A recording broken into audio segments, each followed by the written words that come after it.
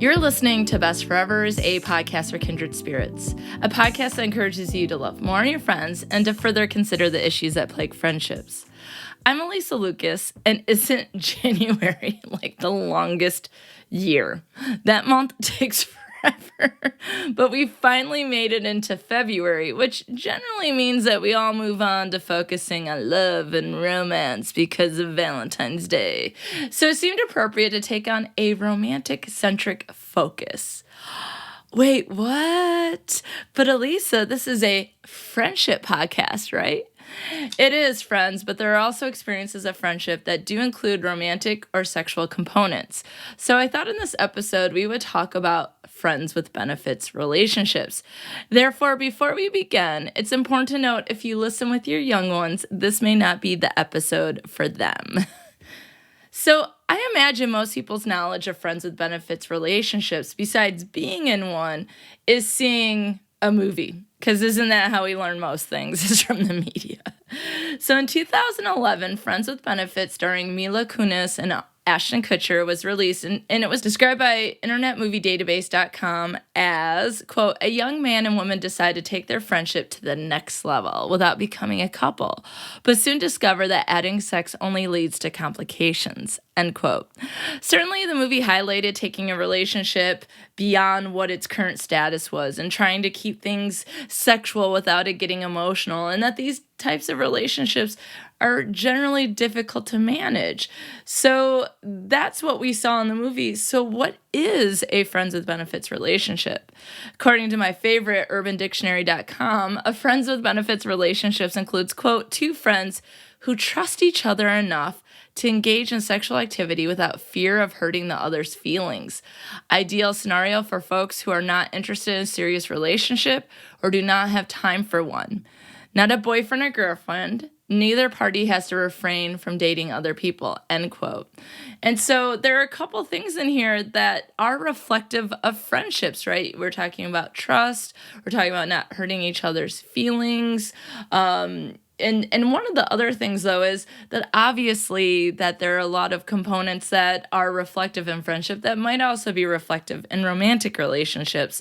So upcoming, I'd like to do an episode where we focus on married couples or committed couples who also describe their partner as their best friend to see sort of what is going on in those types of relationships. But this is, for a pop culture reference, is fairly accurate. In academic research, these relationships are generally defined in the following ways. So I bring together some of the most popular research or the most cited research in the communication field. So first, sexual relationships that require a pre-existing friendship, like noted by Bassan and Levine in 2009. And as Green and Mormon in 2011 stated, quote, the most notable and potentially challenging feature of the friends with benefit relationship is that it incorporates sexual activity with the friendship, i.e. what most perceive to be the benefit of this form of friendship, end quote. So the idea is that you're friends, but the benefit is like, oops, we also have sex, right? And so that is generally how it is most commonly seen. It's something where you have to be friends first, and that there is some way that you can have sex together without it becoming a romantic relationship. So second, Hughes, Morrison, and Asada from 2005 describe friends with benefits as, quote, a unique form of cross-sex relationships that extends previous research on cross-sex friendships with adding sex into these friendships. They suggest several reasons why we should understand this particular type of relationship, including friends with benefits are distinct from other casual sex experiences like hookups, which may be a one-time event, where friends with benefits may have sex multiple times or it might be an ongoing sexual relationship. These relationships also suggest that it could be possible that folks can have sex without relational components like emotion and commitment. Research has suggested that women are less likely to divide sex and emotion, meaning that they are overlapped and interweaved together, and so that an emotional relationship would also be a sexual relationship and vice versa. And research has also suggested that men are more likely to separate the two, that they can compartmentalize one is sex and one is emotion. And then finally, one of the reasons to study this relationship is that it might be viewed as more practical. So in the urbandictionary.com definition, it talks about this idea that if you don't have time for a relationship, a romantic relationship. And so in that case, one of the things is they often think that it's college students or college age individuals that are having friends with benefits relationships. There are more people having it, but let's use that as an example here for a second. Let's say someone is really focused on school and they don't want to have the time or effort to put into romantic relationships now, a committed romantic relationship, but they still have sexual needs that they like to fulfill. And so this is a practical way of doing it. Here's someone I already care about. Here's someone I get along with. And so that can lead to having that sexual relationship as they might need it during college, as I'm suggesting in this particular example. So one of the things that I think sticks out from this definition that might have stopped people, and you're like, whoa, she just kept going. Well, I'm coming back. It says that it describes a unique form of cross-sex relationships and extends that across sex friendships. What we're talking about is typically who is used as participants or who volunteer as participants in studies or who we search for studies are typically heterosexual in nature. And so what this means here is a female and a male, man and a woman. And I think that some of the problems with research that we have is that we simply don't have enough people covering the range of gender and sexuality. And I definitely would think that if friends are having sex and they're men and women, that men who are friends can have sex, women who are friends can have sex. Any gender, any sexuality, it's definitely something that can occur. So I think that is pretty limiting, but I do think that as a researcher, the idea is that you're building your argument based on previous research, and that is the previous research that exists, is the cross-sex friendship. So I just wanted to make a note of that, because this obviously has a heterosexual bias. So the third part of how it's been defined is by Monjo and colleagues in 2019 indicated that these folks are, quote, friends who have sex without a relationship label. So we do not have the label as boyfriend, girlfriend, boyfriend, boyfriend, girlfriend, girlfriend, significant other. What do you call your partner, right? Like any of those labels that would indicate maybe some level of commitment, they are not there. So the term friends with benefits is, from what I understand, comes from the 1990s. So that's what the academic and the non-academic research I found online would say, that it is probably something that existed way before the term was given a name. But the term is from the 1990s, and early research suggested that this was, quote, no strings attached sex. But not all casual sex relationships may be seen as meaningless, or you got to consider that the friends with benefits, there might be some meaning that is attached to it. So we cannot assume that friends with benefits relationships, when they have sex, that it's no strings attached. No strings attached would probably reflect more of hookups or one-night stands. So, in fact, the work by Dibble and colleagues from 2019 highlights the range of relational experiences from, quote, traditional committed romances, but also casual sexual relationships and experiences, end quote. So specifically, Dibble and his colleagues compare hookups, friends with benefits, and back burner relationships. And this is fascinating, right? So I used to compare the two, because then Jason Dibble came in with his back burner relationships, and now I need to update and be sure to include this. So I'll talk a little bit about how I compared the two when I was teaching this in my interpersonal communication classes. For example, if we think about the definitions, friends with benefits is fairly clear-cut. You're friends beforehand, and then you add in sex without the label of romantic relationships. The definition of hookup is vague. So when I asked students at a previous school to tell me what the definition of hookup is, they would give me a range of behaviors from kissing all the way to sex. So some people defined it as a particular behavior. Some people would describe it as like actually meeting up. So it's a hookup, like we met up and had coffee. And I'm like, well, that's very different than making out, right? And then even some people would say things like, oh, that's like a one night stand, or those are the things that you do with people. Like I hook up with people. And so the definition is fairly vague. Now, the length of the relationship, friends with benefits, is more stable than a one night stand or a hookup, but it is generally temporary. There is an expiration on the relationship because that is the purpose, that it is not a romantic relationship. It's not saying that people can't change the name of things, right? Or how they see each other, but generally it's temporary. So hookups are generally once, or as I just mentioned, it's what friends with benefits do. It's the actual behaviors, right?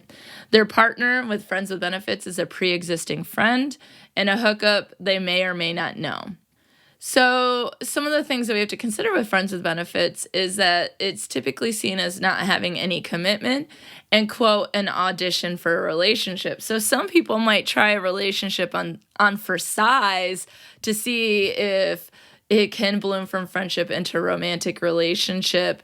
But that is part of the problems of friends with benefits, is if there are people who are in this relationship for the sex with someone that they trust, and the other person is in it for a relationship for the long term, then that discrepancy between relational definitions can cause a lot of problems, not only in the friendship, but in the friends with benefits relationship.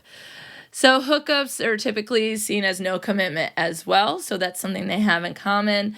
And one of the things that research has looked at as well is the possibility that alcohol can be an influence on deciding to have a one-night stand or a hookup, or that alcohol was involved in some way.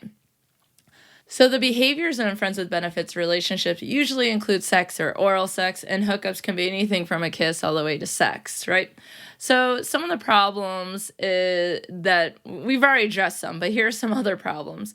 That they might be using a script for a romantic relationship. That is certainly something we see in cross-sex friendships, is that there isn't some sort of differentiated script to follow. And a script is basically the behaviors that you know are acceptable within a relationship, or what is commonly done in a relationship. So for example, a script on a first date, is fairly clear, or a script for going on a job interview, or a script for friends or family or workplace coworkers, or even romantic relationships. But do we have something that's like, this is what friends with benefits do?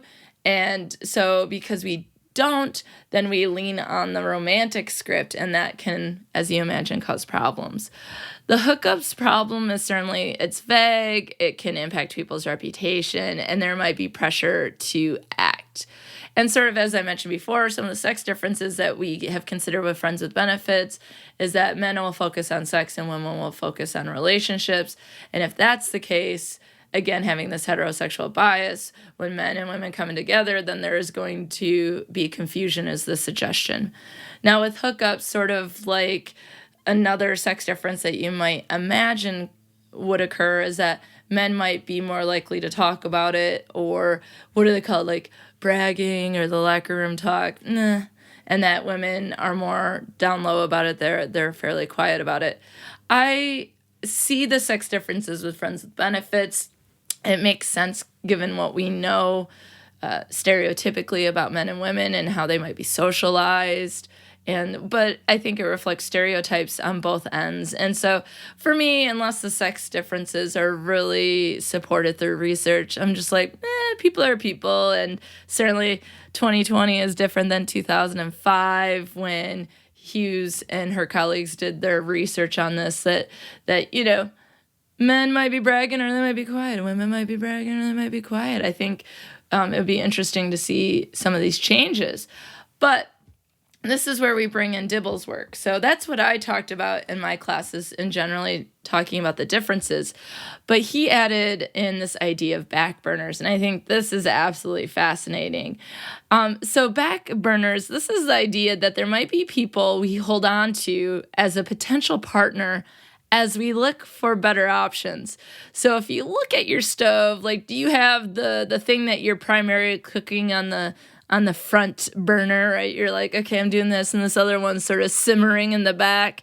That's back burners. It's the people we hold on to. And so in his work in 2015, he talks about dimensions of importance, like in these types of relationships, whether hookups, friends with benefits, or the back burners. Friendship, relational closeness, passion, commitment, frequency of sexual activity, frequency of communication, and willingness to self-disclose to the partner. So there are some differences. So for hookups, the friendship, it says 0 to pre-existing. Friends with benefits, it's absolutely have to be pre-existing. And then back burners might be 0 to pre-existing. The idea might be that we might hold our friends as back burners for a relationship, right? Relational closeness, hookups is 0 to low. Friends with benefits is moderate, and back burners is 0 to high.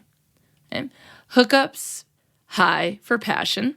Friends with benefits, high for passion, and back burners, low to high, because there might not be a lot of passion when they simmer in on that back burner while you're off dating someone else and seeing if you like them better than the person who you have waiting for you. Oh, it's so interesting. Okay, so commitment. Hookups, 0 to low. Friends with benefits, moderate, and back burners, 0 to moderate. That makes sense because if they might be a friend, then you have some level of commitment keeping them on that burner. But commitment, a hookup, it's often a one-time thing. And then friends with benefits, obviously, it's moderate. You're at least committed to having that type of relationship. So frequency of sexual activity, hookups is once to often, friends with benefits is occasional to often, and back burners is 0 to often because, again, not a lot might be happening when you're simmering in the back. Okay? You're just buying your time, right? Frequency of communication, hookups is once to often. Friends with benefits is occasional to high, which makes sense because not only might they talk about their sexual relationship, but they're also friends. So communication is high there. And then back burners is low to high. And then finally, the level of self-disclosure. And self-disclosure, as a reminder, is those things that we share about ourselves. Hookups, it might be like nothing, 0 to low. Friends with benefits, low to high, because if they're your friends, you might self-disclose with them. And then back burner, 0 to high. And it might be depending on that time frame. Where are you at in the back burner situation, right? And so I think that helps us sort of understand the differences of casual sexual experiences. I think we started with friends with benefits, and then there was sort of like comparison with hookups, and now Dibble and his colleagues certainly have extended more casual sex experiences people might have and other relational experiences through the back burner situation. And I think that is something that people might do, but we might never had a name for it. I think, well, if there was a name, it might have been like keeping people on the hook or, something like that. But do you have a name for it? Were you calling it something, but now you're like, oh, it should be a back burner? Okay, so the last thing in which to considering friends with benefits relationships are some examples. In 2018, Lottie Dalzia wrote an article for Marie Claire where she shared readers' examples of friends with benefits relationships. So I have 5 examples. So, quote, I told him I never have feelings for him and that this was a, quote, post-breakup friends who have a sex thing. And then 3 weeks later, we were dating, end quote. That's Lena, 27. The second example, I did, but I regret it. He's a really funny guy and it was super fun. And then he was keen to date, so we dated for a month and I broke up with him out of the front of the science building. We're still friends, I guess. I lost contact with him, end quote. Belinda, 24. Quote, we were friends with benefits for 6 months. It worked great for about the first 4 months. Then I fell in love. 3 years later, we're still going strong. Maggie, 25. Quote, I've had a few and they weren't always successful. I guess it's trial by error, if that makes sense. I didn't know how to do it properly until I had failed a few times. Most of the time they'd mess up because in my head I thought they were friends with benefits situation. The other person did not. And in reality, I never addressed it. Maxine, 24. I've had 2 friends with benefits that were successful, not at the same time. I think she just wants to clarify that. We both were just aware of what the situation was, and we didn't push the boundaries into somewhere else. No dates or to day-to-day constant messaging. They both just fizzled when I decided I was ready to look for something more meaningful. Lucy, 29. And all those names had been changed for the article. And so some of the things that you can see is that for some people, the friends with benefit relationship led to something else. And for a lot of people that were just quoted, it didn't work out. And so the question becomes like, why do people decide to do this? And then what are sort of the problems that exist? So that's where we're going next. So Hughes and colleagues in 2005, they inquired about motivations for friends with benefits, and the results included 5 main motivations. The first one was relationship avoidance. So people were actually avoiding having those relational commitments, and so this friends with benefits relationship ended up being more useful for them at the time. And so one of the participants from their study said, quote, "I liked other girls and did not want to be tied down," end quote. So it does allow to have relational aspects without the commitment, but specifically we're looking at the sex, which was the second motivation. So they want to take part in sexual activity with friends. And a participant from the study, eloquently said, and I think, we might not all choose these words, but okay, right on, quote, "Why not take advantage and get some booty?" Right? The third one was relationship simplicity. Friends with benefits were seen as less difficult or troublesome to maintain than romantic relationships. And a participant noted, quote, "You have the benefits of relationship without all the bullshit involved," end quote. So any of the things that come up, like maybe jealousy or the ideas of you have to go to certain events because you're their partner with family, or maybe some other issues that might come up, they're saying that doesn't take place in friends with benefits. Okay? The fourth motivation was having an emotional connection. They had a desire to feel connected or closer to a friend. So, quote, "I miss the intimacy I had with my ex-boyfriend," and so they're looking for that intimacy with someone else. And I think we'll get into the problems here in just a second, but the idea is that missing the intimacy from a romantic relationship and looking for it in friends with benefits seems like it could cause a lot of problems, especially if people have varying perceptions of what the relationship is.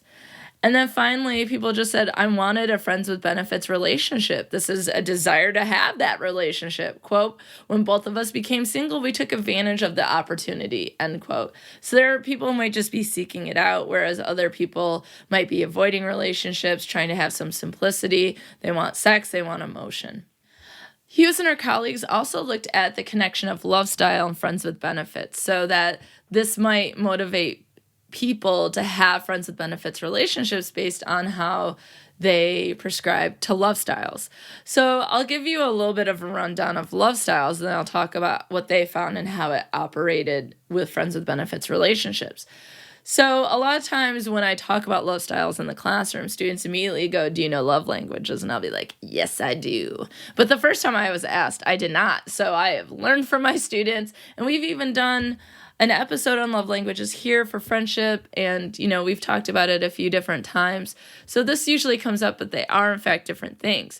So this was something that was developed in the 80s, and so there are 6 different love styles, and they take on some terms that we don't use every day, but I think you'll know these because if you ever studied for like the SATs, you might know these. I don't know.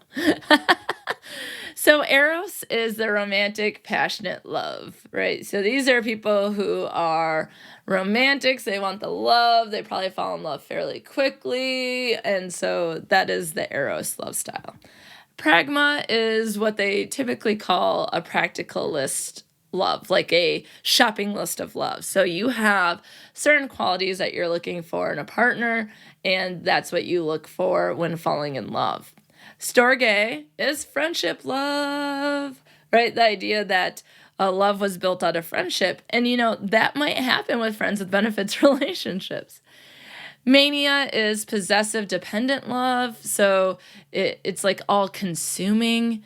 We have Ludus, that is game playing love. So it's like love is a game. Let's get to it, right? And then Agape is selfless love. So I will also put online the survey that you could take to determine what love style is yours. That way you can be like, well, you might go, that sounds like me, but then you want to fill it out, and it might be a fun parlor game for you, friends, and romantic partners. Okay, so one of the things that they found is that Eros, so the romantic love, that when they did friends with benefits, they weren't friends anymore. So maybe the focus became so much on the love that they lost the friendship part of it. Pragma, one of the things is they didn't specifically talk about this one, but it would make sense that people would participate because it's more practical, as noted earlier, especially by the UrbanDictionary.com definition, that it's just something that people might do because of their life situations now, what they're experiencing, what they're focusing on, and that, we have a little bit more control over our love and our relationships and what we do in 2020 than maybe we did even 20, 40, 60, 80 years ago. Storge, sex is less likely to be the motivation, and they're likely not to initiate sex with friends just to fulfill sex needs, because in this relationship, with this particular love style, that sex would come later. So they don't talk about mania, but I would imagine that for someone that has possessive, dependent tendencies, or it's just all-consuming, then it might be hard for them to handle being in a friends with benefits relationships. But they did find for Ludus that they're more likely to be involved in friends with benefits relationships. This is the game playing love. They're more likely to participate in casual sex.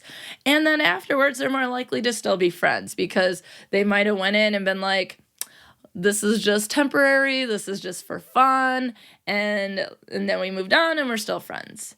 And then agape, I wonder if they would engage at all, or if they did, it would be because the other person wanted to and they're being selfless, right? So these are some of the things that they associated with in the article in their research, and I thought it'd be interesting to think about what our love style is and why we might have different types of relationships or looking for different types of partners.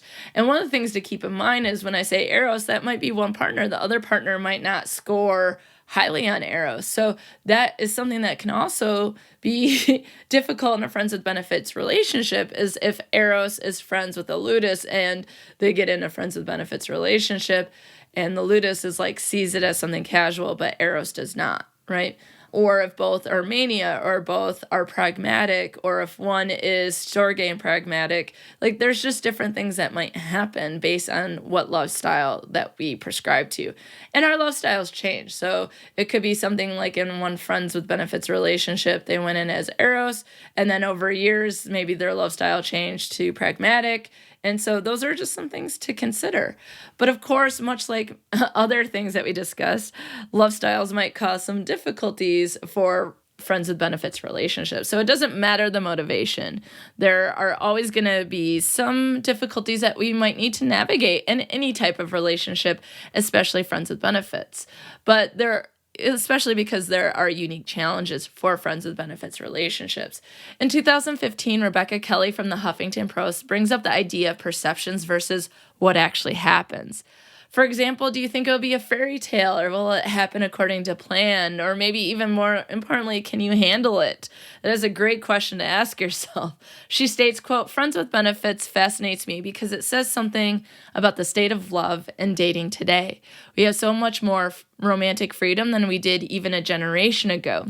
Friends with benefits is a modern, dare I say, advanced idea. It's the notion that we can control our love lives, that we can be open and honest about what we want, and avoid a lot of messiness that traditional relationships can bring. If it all works out, great. If it doesn't, well, that's where things get interesting. That's where the real story lies," end quote. And I think this is an excellent point that Rebecca Kelly brings up here, is that perhaps relationships have changed, and that is it just we don't have times for relationships now? At a certain age, do we not want relationships now?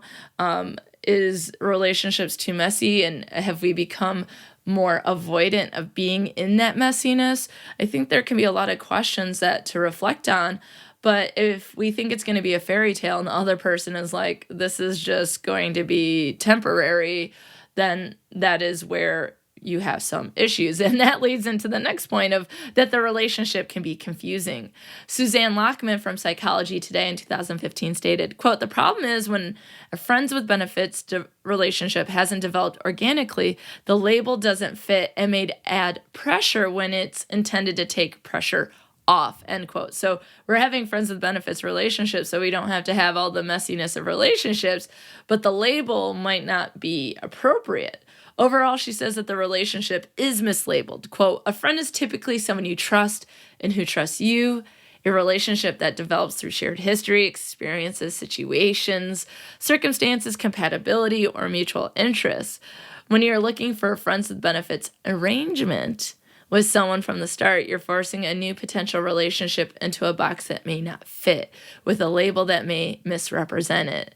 Since it takes time to cultivate a friendship, it logically follows that it should require time and dedication to find out if one can or should cultivate a friendship benefits with someone, end quote. She suggests asking such questions as, what if the person you're sleeping with is actually feeling strung along, or is only going along with the title friends with benefits because they have deeper feelings for you? What if it becomes a way of keeping the intimacy going and they're hoping the sex will lead to deeper love and committed relationship? What if that person is afraid to bring up these complications because they don't want to jeopardize the friendship? So you have the complications because in some ways you're combining two relationships for a particular need at that time. And if you are just saying, let's have a friends with benefits relationship and you're not friends, well, then that's going to be a misuse of the label. And that there's obviously a lot of different where do people stand, right? And you have that with romantic relationships too, where people might fall in love before the other person, or how should we label this? And all those things can cause a number of problems, especially since this has a fairly clear distinction, but is everyone on board, right? Is there shared meaning about that we are friends, but we're also having sex? So the friends with benefits term has existed for about 30 years. But of course, people have been having casual sex with friends for probably, as my students say in the papers, since the dawn of time. But perhaps most recently, the term has become misused. Jennifer Abbott wrote an article for Huffington Post in 2019 talking about how people dating online and via apps often use friends with benefits as something they list as wanting out of a relationship. Abbott says this is where the term becomes absolutely bullshit. The article talks about how healthy, consenting sex is great, whether casual or not, but you cannot have sex without friendship under this particular label. So people are now misusing it. They're probably looking for casual sex or a hookup and then calling it friends with benefits. So it's that people might use the terminology without really understanding what it means, and that maybe friends with benefits sounds better than saying I want to hook up or have a one-night stand. So it's like, but other people are going, that's not what friends with benefits mean. So then people are listing that on Tinder and Bumble and all those sorts of things, and it can be a misunderstanding because people are not using it correctly. So, and you know, to be perfectly honest, they could be wanting friends with benefits, but they first want to work on being friends first, right? But then that would mean the sex would be delayed. So she goes through some examples of some friends with benefits relationship, and it just talks about this idea of like really honestly saying that they're using friends with benefits, but it really comes down to having the sex, right? So, and then certainly there are a number of problems that may occur with a relationship when one of the members, quote unquote, catches feelings. This is where we have the discrepancy of relationship meaning, labels, definitions, perceptions, expectations, and this is mainly where the friends with benefit relationship can go wrong. So when there are a lot of problems, a lot of times people may try to figure out solutions to make the relationship more effective. In this case, rules are critical in helping people navigate these unique relationships. So there are many online resources that have generated rules that are similar and different from the rules found in Hughes and colleagues' research from 2005. Those sources include Huffington Post, Marie Claire, Cosmo, Elite Daily, and Glamour, and all of those links can be found in show notes. So when Hughes and her colleagues did their research on friends with benefits, they found that this is a relationship that needs to be maintained through a series of rules. And so what they found was the rules people who had friends with benefits relationships were using. So the first rule they talked about was negotiating rules. It's just basically saying, quote, making sure each person is clear on what the relationship, end quote. And so the other articles talk about you have to set boundaries, you have to have a plan, you have to write your rule book, and then don't forget to go back to these boundaries, plan, and rule book, and never forget what you started, right? But the most common rule was emotional rules. And these were rules about like not getting jealous and avoiding falling in love. Quote, don't let your heart get involved or in the way, end quote. Now, this was the most common rule in their research, but it was also most commonly covered in all those articles I mentioned too. Like reassess if you get jealous, don't go green with envy, and they meant jealousy there. Ask yourself how you feel if your friend with benefit entered a monogamous relationship. Be okay with the fact that your friend's friendship may change either way. Understand that you're not dating, that you should check in with each other. Understand that feelings might develop. Monitor your relationship behavior like PDAs. Friends with benefits typically don't do that. No warms and fuzzies. Thou shalt not fall in love. Thou shalt not get jealous. Thou shalt know the difference between a backup and a friend with benefit. You do not cuddle. You do not expect it to turn into a relationship. And you try to read your feelings and your friend's feelings. And it's just a lot of those things, like it not becoming a relationship.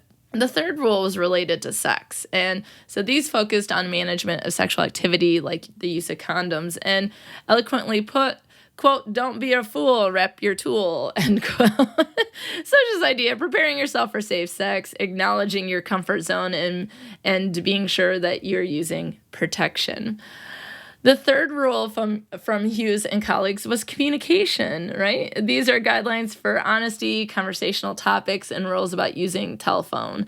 And now, 2005, now it's like cell phone or just phone. Telephone makes it seem like I'm picking up an old rotary phone and calling my friend with benefit, right? Hello, right now. So this is like no calls the next day. So you got to keep communicating, speak if you want more.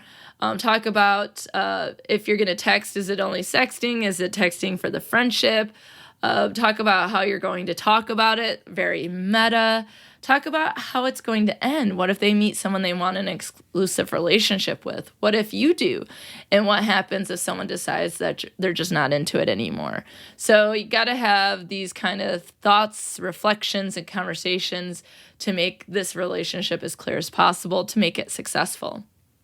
The next one is secrecy rules. So keeping people from knowing about the relationship. So one of the rules might be don't tell anyone else.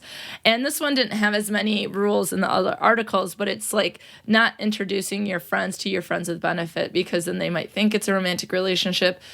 Your friends might, but then your friends with benefit might be like, oh, is this person catching feelings? And so keeping it a secret was something that helped people have these relationships. Permanence rules. This was talking about the temporary nature of relationship arrangement. Quote, enjoy it while you can, as it is not going to last forever, end quote. So the idea is that you should keep the door open for new relationships, but also know that it's generally going to be temporary. And then finally, friendship rules, right? You got to put the focus on the friendship. Quote, you have to spend time together not getting freaky, end quote. I love the participants. They're so just like, this is how it is, right? So remember to be a good friend. Keep doing the friendship things that you usually do, and that the friendship part is very crucial. So it's like friends with benefits. And although maybe we need a different name. Like, what would you call this relationship if not friends with benefits? But if this is the label that we have, you have the friend side and then you have the benefit, which is sex. So you got to maintain the friendship side as well as the sex. So Hughes and their colleagues found their participants, the outcome of their friends with benefits, they'd either not be friends anymore, there was no sex, they were either currently still in it, they moved their relationship relationally forward, they moved emotionally forward, or it made it worse. So there is a variance of what can happen in these particular relationships. Additionally, a 2018 Your Tango article by Nicole Weaver believed that the negatives outweigh positive because usually someone gets hurt, and which is why there's a lot of problems that can happen. Or even if it's limited problems, that a lot of times it's, are we on the same page? And that's why this is such a rule-based relationship. It almost has more rules than any other relationship. It's like, don't talk to me the day after we hooked up. Don't tell my friends. Be sure to put on a condom. Like, these can be good rules. And yes, wear condoms, right? And use your resources, friends. But the idea is that it might have more rules than some of our other relationships, right? So friends with benefits relationships are certainly more commonplace now, but they usually don't end in a romantic relationships, despite maybe someone's hopes or despite some of the examples I shared from Marie Claire earlier. So Nicole Weaver talks about a study that some researchers did where they have the friends with benefits fill out a survey, and then they do it a year later. And, quote, the results show that within that year window, 25% were still friends with benefits. 15% of people took the relationship to a romantic level. 28% got rid of the benefits and stuck with being friends. And 31% cut all of the ties altogether. So it's one of those things like if it turns into a relationship and that works for both people, that's great. But again, this is probably because those people are on the same page and their feelings grew. But a lot of times feelings are in different spots with friends with benefits. So overall, it's the rules and sticking to the definition of what the relationship is supposed to mean, I'm going to say that over again. Overall, it's the rules and sticking to the definition of what the relationship is supposed to be is where it's more likely to be successful. Goodboy and Myers from 2008 indicated that openness and directness in communication helps with creating those questions and being clear about the relationship. So communication is clear, and now you have some rules that would help you be more successful in friends with benefits if that's what you're looking for, or that's the situation that you're in now, or you hope to have one in the future. So what do you think? Have you experienced a friends with benefits relationship? What do you call it? Was it difficult to manage? And are there other friendship concerns that lean into a more romantic or sexual component, right? Let me know because I love to hear your experiences and hear about any other topics that we could discuss in the future. So friends, until next time, if you're going to have a friends with benefits relationship, be sure to focus on the rules and on the friend part, because without our friends, who would we be? Listening to Best Forevers. If you like what you hear, be sure to subscribe, rate, review, and of course, share with a friend. Please be sure to follow Best Forevers on Facebook, Twitter, and Instagram at Best Forevers Pod, and I'm at Dr. Alysa Lucas on Twitter. You can always find the podcast webpage for more information at bestforeverspod.com, and share your stories of friendship by emailing me at bestforeverspod@gmail.com. And if you'd like to support the movement to love on our friends more, check out the podcast on patreon.com/bestforeverspod. Now, friends, check out this recommended podcast that you must get in your ear holes immediately.